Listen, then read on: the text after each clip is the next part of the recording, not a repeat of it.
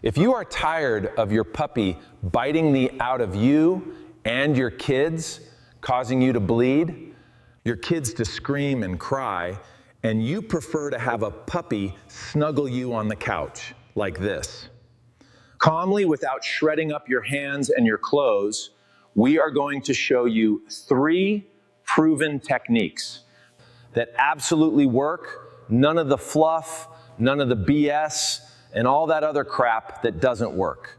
So you finally found a video that is going to show you the secret you have been waiting on. Let's get into it. Check out Dog Mind Decoded today, so you can get involved and you can see everything it takes to raise a puppy to be the best that they can be. Or just win the puppy. Let's get back to the video. This first technique we are going to show you is actually a 3-for-1. It is applicable if the puppy is biting you. If it is biting someone else, if it is biting something on the ground it is not supposed to, and I am going to walk and talk you through it right now. We are going to use this little duck feather that we found. It should probably go in his mouth the first 10 seconds. You know how it goes? Puppy sees something on ground, puppy puts in mouth. So let's see. It is called the scruff technique. It is the least intense method, and what you are doing is taking your hands kind of like a claw, and you grab them like such. Leash is obviously helpful, and you scruff like that. And it says you cannot put that in your mouth. Duck feather is not the worst, but a rock would be pretty bad. And an electrical cord would be pretty bad. We just told him, don't do that, it is not good for you. Now he still wants to check it out, but you notice, he says, I am not going to put that in my mouth again. Now the next technique we are going to show you is, if they have something in their mouth, that it is okay that they have it in their mouth.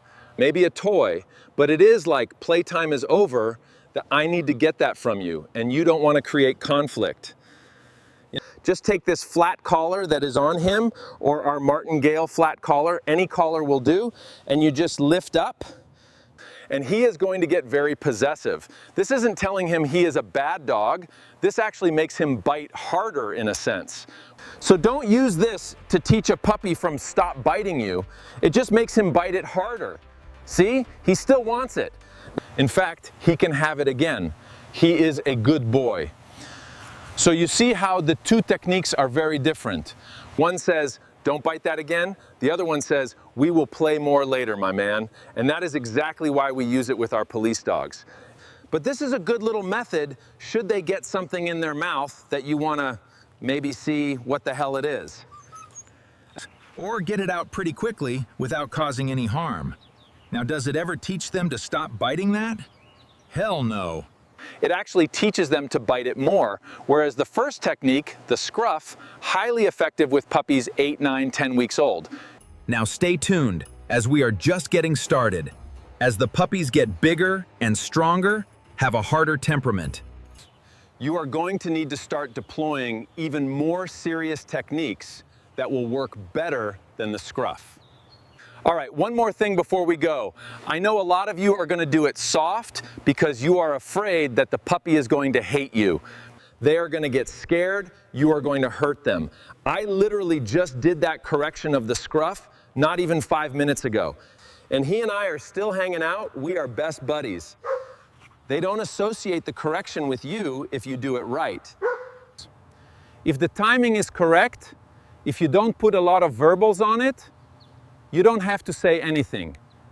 The correction didn't come from me, the correction came from putting that thing in your mouth. The correction came from your bad decision. It has nothing to do with me. And so, trust me, do it right. If you do it wrong and you keep letting your puppy get away with murder, then you are going to grow to hate the puppy. So let's not do that. Let's get it fixed right now so that we can move on to better things. All of these techniques work less than 5 minutes, like seconds, y'all. Speaking of seconds, follow me into the second section.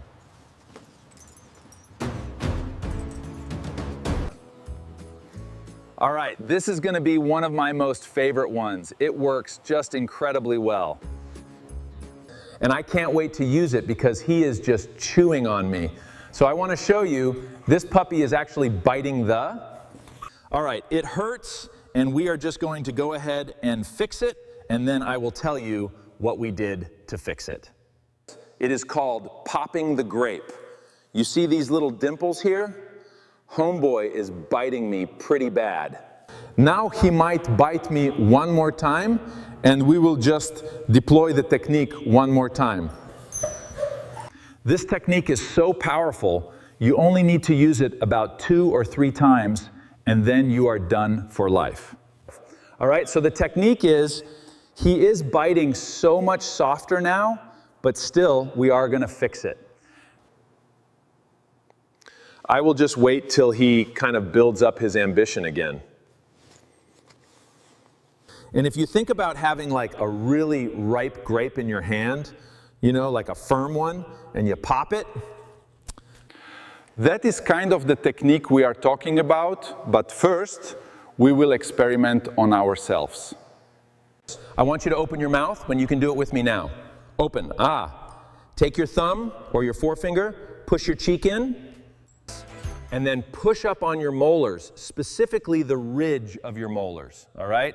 It doesn't feel good, doesn't kill you. You're doing so well, Max. Keep your ears up and focus on the cues.